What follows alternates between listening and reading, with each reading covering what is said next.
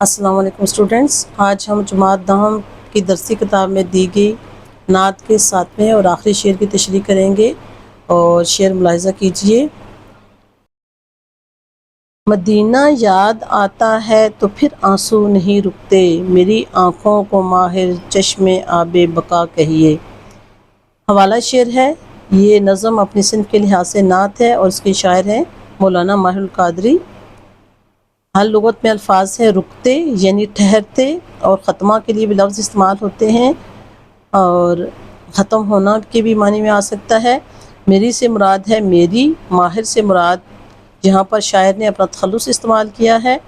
چشمہ پانی کا منبع یا ذخیرہ، اور پانی کا جو سورس آف واٹر ہوتا ہے جو زمین کے اندر سے پانی پھوٹ کر نکلتا ہے، پہاڑی علاقوں میں عموماً پایا جاتا ہے، اسے چشمہ کہتے ہیں۔ اور آب فارسی کا لفظ ہے، اس کا مطلب ہے پانی، اور بقا سے مراد ہے ہمیشہ۔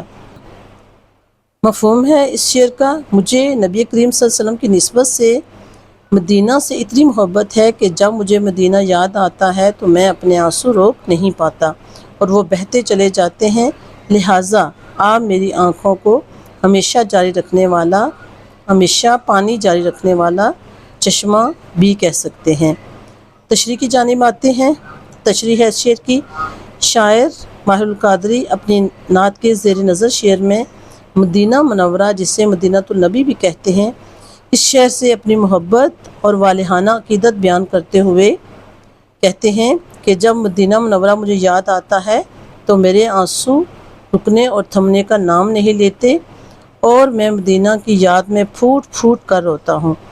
اور اگر کوئی میری مدینے سے محبت اور اس محبت میں میری حالت زار دیکھے تو یہی سمجھے کہ میری آنکھیں وہ چشمہ بن چکی ہیں جن سے پانی ہمیشہ جاری رہتا ہے، یعنی دائمی چشمہ۔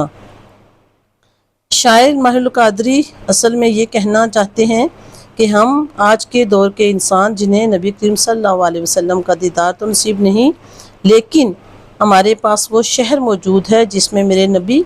حضرت محمد صلی اللہ علیہ وسلم نے اپنی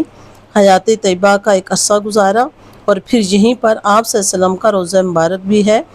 تو نبی کریم صلی اللہ علیہ وسلم کی نسبت سے ہمیں مدینہ شہر سے بیش بہا محبت ہے، اور یہ محبت ہمیں سکون نہیں لینے دیتی۔ بچوں، یہ شعر اس نعت کا آخری شعر ہے، اس کو مقطع بھی کہتے ہیں، جس میں شاعر اپنا تخلص استعمال کرتا ہے، اور شاعر اس تخلص استعمال کرتے ہوئے خود سے مخاطب ہے کہ اے ماہر، تم میری آنکھوں کو دائمی یعنی ہمیشہ بہنے والا چشمہ بولو۔ اللہ حافظ۔